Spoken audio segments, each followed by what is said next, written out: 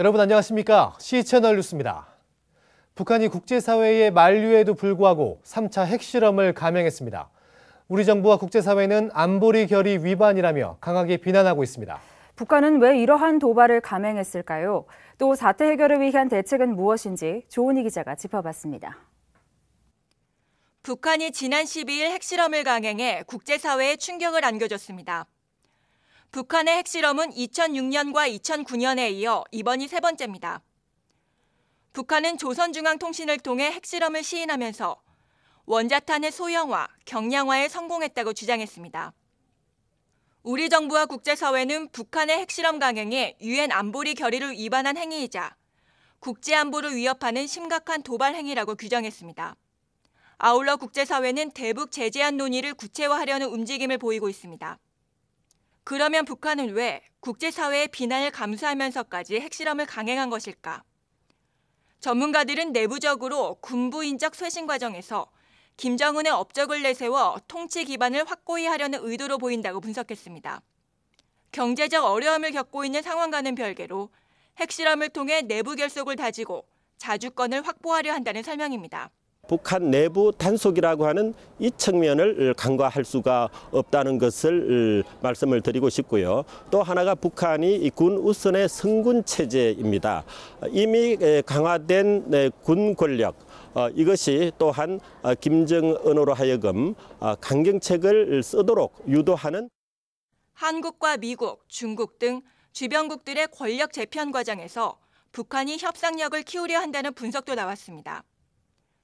북한이 핵 보유국 지위를 확보할 경우 핵과 미사일, 평화협정, 관계 정상화 등의 현안을 협상 테이블로 끌어들여 주도권을 행사하려 한다는 겁니다.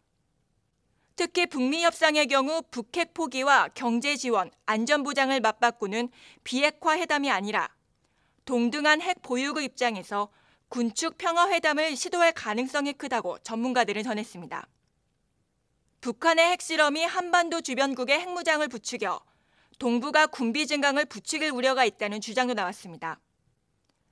만약 북한이 핵 소형화 기술 개발에 성공한 것이 맞다면 남은 것은 핵탄두 재진입 기술뿐인데 이럴 경우 핵탄두를 탑재한 대륙간 탄도미사일 확보 가능성이 커져 한반도가 대비책을 마련해야 한다는 주장에 힘은 얻을 수 있다는 겁니다.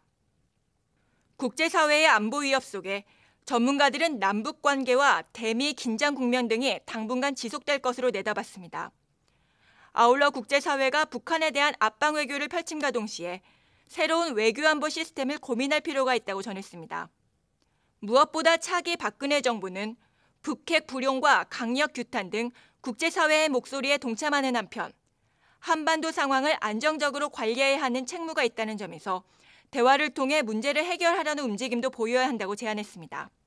이 주변 국가들과의 이런 이 외교적인 압박, 이것은 이 문제를 해결해 나가는 데 있어서 매우 소중한 자산이라고 그렇게 판단이 됩니다. 그래서 군사력 강화와 함께 결국은 외교력을 크게 강화시키는 이 노력이 함께 가야 한다고 판단합니다.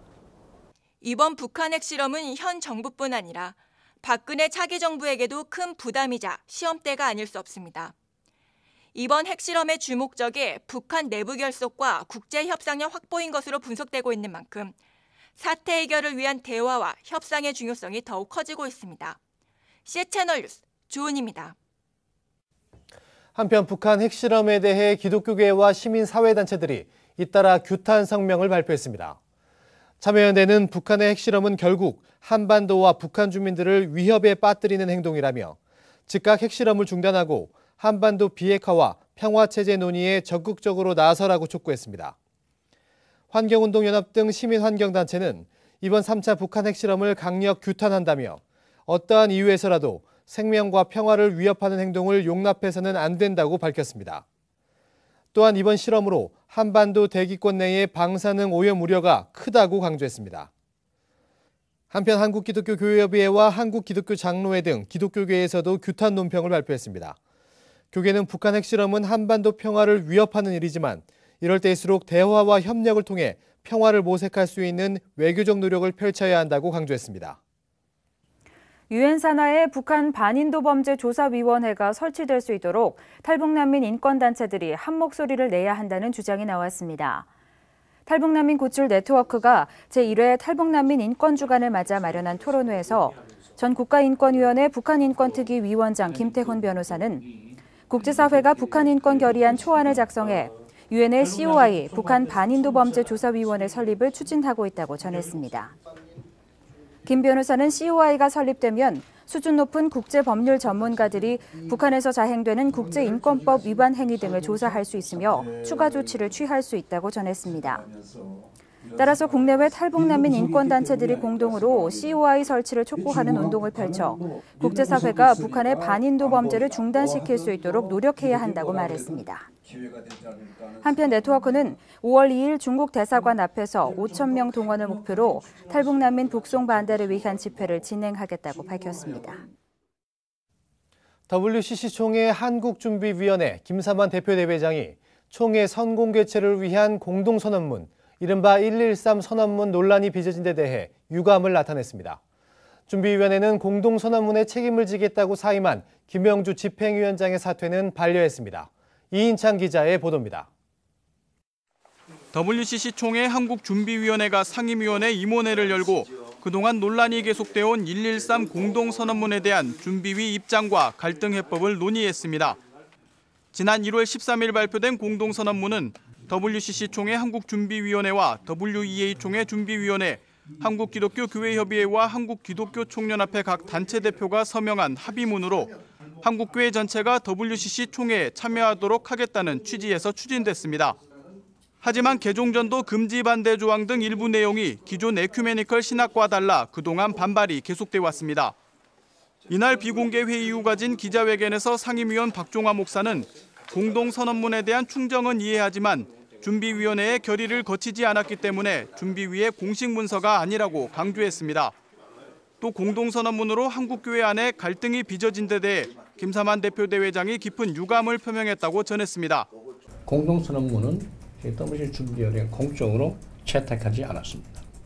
하지 않습니다. 그러니까 이건 공식 문서가 아니에요.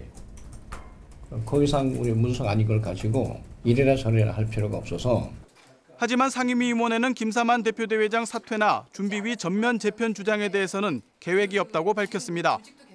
교회협 김근상 회장은 WCC 총회를 앞둔 시점에서 그와 같은 주장은 옳지 않다며 WCC 총회가 잘 준비될 수 있도록 대화를 지속해가는 것이 중요하다고 강조했습니다. 우리가 이런 그야말로 시선을 잃지 말고 앞으로 나가야 할 일이 중요한 거지. 지금 또다시 책임을 묻고 누구를 내보내고 누구를 새로운 사람을 영입하고 그건 좀 그렇지 않습니다. 이와 함께 상임위 임원회는 공동선언문 서명에 대한 책임을 지겠다며 집행위원장직을 사임한 교회협 김용주 총무의 뜻을 반려하기로 했습니다. 또 상임위 임원회를 기존 13명에서 30여 명으로 확대해 업무를 분담하기로 했습니다. 구체적으로 대표대회장의 책임을 나누기 위해 부대표대회장의 김근상 회장과 여성대표 장상 목사를 선임키로 했습니다. 신설된 운영위원장의 박종화 목사, 공동운영위원장의 예장백석 전 총회장 장종현 목사를, 조직위원장의 기독교대한 하나님의 성회 이영훈 목사, 공동조직위원장의 기독교대한감리회 김종훈 감독을 각각 선임했습니다. 이 같은 임원회 개편은 에큐메니컬권과 복음주의권, 오순절교회가 함께한다는 의미를 담은 것으로 전해졌습니다.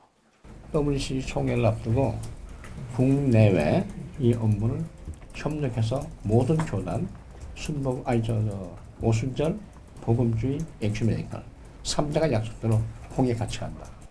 한편 상임위 회의를 앞두고 기독교 사회선교연대회의 참여단체와 기독자 교수협의회, 교회협 일치위원회와 화해통일위원회 등은 한국교회 에큐메니컬 진영 이름으로 성명서를 발표하고 김사만 목사 사퇴와 한국준비위 전면 개편을 요구하기도 했습니다. 교회협과 김용주 총무에 이어 WCC 한국준비위원회까지 113 공동선언문을 공식 문서가 아니라고 밝힘에 따라 이 문건은 사실상 효력을 잃었습니다. WCC 총회 한국준비위원회는 9개월 앞으로 다가온 WCC 총회가 이제는 내실 있게 준비될 수 있도록 더 많은 이들의 참여와 협력이 필요하다고 요청했습니다. C채널 뉴스 이인창입니다.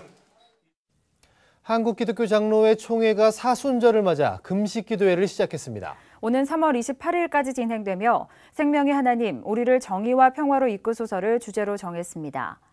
교단 창립 60주년을 기념한 이번 기도회는 재해수요일인 13일을 시작으로 세종 목요일인 다음 달 28일까지 각 노회가 정한 장소에서 진행될 예정입니다.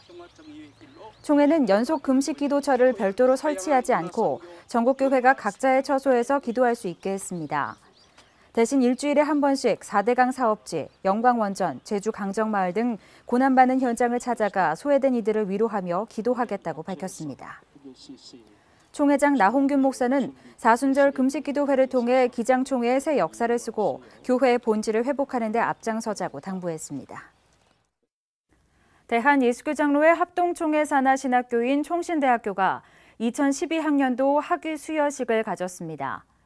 올해 졸업식에서는 학부생 292명과 석박사 과정을 포함한 대학원생 202명, 총 494명이 학위를 수여받았습니다. 총신대 정일홍 총장은 학교에서 배운 교육의 정신을 잊지 말고 하나님의 소명과 사명에 따라 사회 여러 분야에서 활동하는 총신인이 되길 바란다고 훈사했습니다. 한편 총신대학교는 새 역사 100년을 앞두고 지난 2004년부터 총신비전 2015 프로젝트를 진행하고 있습니다. 올해는 발전 성숙의 제3단계로 국내외 대학과의 교류 협력 확대와 교육시설 지원 등을 통한 세계 10대 기독교 대학 진입을 목표로 하고 있습니다. 총신대는 지난 1901년 개교한 평양 조선예수교장로회 신학교에 뿌리를 두고 있으며 현재 서울 사당 캠퍼스와 경기도 용인 양지 캠퍼스로 운영되고 있습니다. 이장합동 정준모 총회장의 노래주점 유흥 의혹을 제기했던 당사자들이 최근 관련 의혹은 사실이 아니었다며 사과했습니다. 하지만 남상은 장로 부총회장은 이러한 사과문을 신뢰하기 어렵다며 진실을 규명해야 한다고 주장했습니다. 지난해 정기총회를 앞두고 정준모 총회장 등 교단 인사들의 노래주점 출입설을 폭로했던 윤남철, 허재근, 남홍기 목사 등은 이 업소가 청소년도 출입할 수 있는 노래 연습장이었으며 도우미 통화 내역과 룸사롱 유흥 등도 모두 사실이 아니었다는 사과문을 정 총회장에게 전달했습니다. 이에 정 총회장은 명예훼손에 대한 고소 취하에 합의한 것으로 전해졌습니다. 하지만 남상훈 장로 부총회장은 13일 기자회견을 열고 합의로 넘어갈 수 있는 사안이 아니며 당사자들은 제기했던 의혹에 대해 실체를 밝혀야 한다고 요구했습니다. 또 정 총회장은 이와 같은 사태에 책임 있는 태도와 근신하는 자세를 가져야 한다고도 주장했습니다. 이 밖의 뉴스와 날씨를 전해드립니다. 한국기독교교회협의회가 오는 15일 한국기독교 역사문화관 설립을 위한 최종 연구 발표회를 개최합니다. 이날 발표회에서는 기독교 역사문화관의 규모와 운영 계획, 서비스 항목 등 관련 내용이 소개될 예정입니다. 국제구호개발기구 구피플이 해외 재난 복구 사업의 일환으로 미얀마 짜오단구 지역에서 4차 재해복구 사업을 마쳤습니다. 재건 대상 지역은 지난 2008년 태풍 나르기스로 피해를 입은 짜오단구, 쫑깔레 등 마을 5곳입니다. 배우 김인권 씨가 북한 지하교회 이야기를 다룬 영화 사도에 출연합니다. 이번 영화에서 김인권 씨는 지하교인들의 탈북을 주도하는 주인공 주철호 역을 맡았습니다. 영화는 올해 하반기 개봉을 목표로 하고 있습니다. 쌍용자동차 범국민대책위원회가 국정조사를 촉구하며 대통령직 인수위원회 김용준 원장과의 면담을 요청했습니다. 범대위는 국정조사 실시에 대한 새누리당과 인수위의 공식 입장을 듣고 싶다며 오는 15일까지 답변을 요청했습니다. 날씨입니다. 한낮부터 평년 기온을 회복하면서 전국이 포근하겠습니다. 당분간 큰 추위는 없을 것으로 보이는데요. 날씨는 많이 풀렸지만 여전히 이면도로는 얼어붙은 곳이 많습니다. 보행길에 각별히 유의하시기 바랍니다. 전국적으로 구름이 많겠고 제주도와 남해안은 차차 흐려져 밤부터 비나 눈이 오겠습니다. 아침 기온은 서울, 대전 영하 3도, 부산 2도를 기록하겠습니다. 낮 최고 기온은 강릉 9도, 광주 7도까지 오르며 포근하겠습니다. 바다의 물결은 전해상에서 0.5에서 2m를 일겠습니다. 주간 날씨입니다. 제주도에는 목요일 밤부터 비가 내려 금요일 새벽까지 이어지겠습니다. 금요일 오후에는 강원도 영동 지역에 눈이 오겠습니다. 뉴스를 마칩니다. 시청해주신 여러분 고맙습니다.